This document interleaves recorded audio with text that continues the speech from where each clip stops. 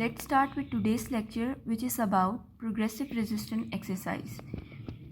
The progressive resistance exercise is firstly described by the D. Lorme in 1945. This is an important MCQ. ये आ सकता है paper में. इसके अलावा इसमें ये पॉइंट इंपॉर्टेंट है कि lifting of the weight may involve either static, isometric और dynamic isotonic muscle work. Static किसको कह रहे हैं? आइसोमेट्रिक को. और डायनेमिक किसको कह रहे हैं? आइसोटोनिक को. ठीक है, same tone same measurement. Next हमारे पास एग्जांपल है. इसको डिस्कस करने से पहले मैं आपको उसका पर्पस बता देती हूँ. पर्पस क्या है कि हम ये क्यों यूज़ करते हैं. How to train the patient by increase weight daily, ये क्वेश्चन है. अब इसका आंसर ये है कि working on patient endurance, muscle strength, weight. ठीक है. अब 1 RM, इसमें ये RM का वर्ड बार बार यूज़ हुआ है. इसका मतलब क्या है? Repetition Maximus. ये डी लॉर्म का है और ये जीनोवीव का है. ये ऑक्सफोर्ड टेक्निक है. ठीक है. अब इसमें इंपॉर्टेंट पॉइंट ये है कि 30 लिफ्ट्स जो हैं वो 4 times weekly progress to repetition maximus once weekly. उसमें 30 लिफ्ट्स दी जा रही हैं 4 टाइम्स वीकली. देखें, 10 lifts with half to repetition maximus. इसी तरह सेम, लेकिन इसमें कुछ डिफरेंट है. उसमें 1 LB 2 LB ये साथ साथ इंक्रीज़ किए जा रहे हैं. मतलब 100 lifts 5 times weekly progress to repetition maximus daily. ये डिफरेंस है. फिर नेक्स्ट हमारे पास मैकक्वीन का. इसमें सेम है लेकिन 40 लिफ्ट्स दी जा रही हैं 3 times weekly progress to repetition maximus every 1 to 2 week. This is important कि किस में कितनी रेपिटिशंस दी जा रही हैं. मैथमेटिकली इंपॉर्टेंट नहीं है MCQs, बट ये आपको पता होना चाहिए कि किस में कितनी रेपिटेशंस दी गई हैं. ठीक है. अब है कि जो प्रोग्रेसिव रेजिस्टेंस एक्सरसाइज होती है वो यूज़ होती है with the principle of the development of muscle groups, but it is at present more often used for the knee extensors than any other group. जैसे अभी हमने डिस्कस किया था ना कि पेशेंट का क्या क्या बढ़ाएगी, तो उसके साथ साथ ये नी एक्सटेंसर्स के लिए बहुत इंपॉर्टेंट है than any other group. Next है हमारे पास resistance by weight and pulley circuits. Pulley circuits में अब क्या होता है कि the effect of gravity can be counter balance if the movement take place in a horizontal place. This is important MCQ, ये आ सकता है. नेक्स्ट इसी की एग्जाम्पल दी गई है. इस पिक्चर में भी 2 मेथड्स बताए गए हैं जिनके ज़रिए हम वेट और जो पुली रेजिस्टेंस है उसको हम यूज़ कर सकते हैं फॉर द नी एक्सटेंसर्स. ये देखें, नी पे आ रहा है रेजिस्टेंस, इधर भी.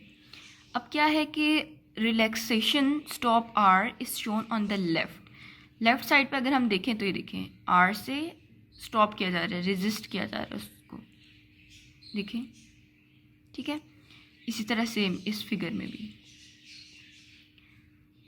नेक्स्ट है हमारे पास रेजिस्टेंस बाय स्प्रिंग्स या अदर इलास्टिक सब्सटेंसेस. ये डायग्राम में शो हुआ है. अब आप देख सकते हैं कि शोल्डर एक्सटेंशन और शोल्डर फ्लेक्शन में किस तरह से चेंज हो रहा है और किस तरह से हम रेजिस्टेंस दे रहे हैं स्प्रिंग के थ्रू. एल्बो एक्सटेंशन में, शोल्डर एक्सटेंशन में, और या हम कह सकते हैं शोल्डर फ्लेक्शन में, सेकेंड ऑप्शन. अब रेजिस्टेंस किस तरह दिया जाता है उन सब्सटेंसेस को जो मेलिएबल होते हैं उनके ज़रिए किस तरह दिया जाता है. मतलब वो सब्सटेंसेस जो कि जैसे क्ले हो गई, वैक्स हो गई, प्लास्टिसिन हो गई, वेट सैंड हो गई, इसके ज़रिए दिया जाता है रेजिस्टेंस. और वाटर में कैसे दिया जाएगा? The resistance offered by water increases with the speed and the surface area of the part moved. This is important point. अब प्रोग्रेशन पे आए तो 4 वेज हैं. कौन कौन से? इंक्रीज़ कर दें अगर हम वेट को रेजिस्टिंग फोर्स का, इंक्रीज़ कर दें लिवरेज को रेजिस्टिंग फोर्स की, ऑल्टर कर दें हम स्पीड ऑफ मूवमेंट को, या इंक्रीज़ कर दें ड्यूरेशन ऑफ एक्सरसाइज को. ये 4 पॉइंट्स इंपॉर्टेंट है और पेपर पॉइंट ऑफ व्यू से भी पूछे जा सकते हैं. नेक्स्ट है फर्स्ट पॉइंट, इंक्रीज इन पाउंडेज और वेट. जो पावर ऑफ मसल होती है उसका डायरेक्ट रिलेशन होता है वेट से. मतलब जितनी पावर ज़्यादा होगी मसल की, मसल पावर जितनी ज़्यादा होगी वेट उतना ज़्यादा होगा. अब इसमें भी कुछ पॉइंट्स हैं कि कंसेंट्रिक के केस में क्या होगा कि स्पीड इंक्रीज़ हो जाएगी, और जब स्पीड इंक्रीज़ हो जाएगी तो रेजिस्टेंस का ऑपोजिट रिलेशन शो कर देगी, मतलब रेजिस्टेंस डिक्रीज़ कर देगी। लेकिन जब स्पीड डिक्रीज़ होगी तो रेजिस्टेंस इंक्रीज़ हो जाएगा। ठीक है, अब इसेंट्रिक की बात करें तो स्पीड डिक्रीज़ करने से मतलब कंसेंट्रिक में डायरेक्ट रिलेशन है स्पीड और रेजिस्टेंस का, जबकि इसेंट्रिक में इन्वर्स रिलेशन है स्पीड और रेजिस्टेंस का। नेक्स्ट, यही सारी एक्सप्लेनेशन शो की गई है यहाँ। नेक्स्ट आते हैं हम इसके इफेक्ट्स एंड यूजेस पे। क्या है कि muscle power can only be maintain और इंक्रीज बाय कॉन्ट्रैक्शन। ठीक है, मसल पावर किस तरह मेंटेन होती है? कॉन्ट्रैक्शन को बढ़ाने से, और their power and endurance is increased. Resistant exercises are used to build up weak muscles and so to restore the balance of muscle power, which is essential for stability and coordinated movement. This is important point. जब हम resistant exercise करवाएंगे तो blood flow भी बढ़ जाएगा, और उसके proportion में ही क्या होगा कि जो कॉन्ट्रैक्शन के बाद 10 times as great during strenuous exercise as the amount contained during rest. ठीक है जी, स्ट्रीनस एक्सरसाइज में 10 टाइम्स ज़्यादा हो जाएगा as compare to resting position के।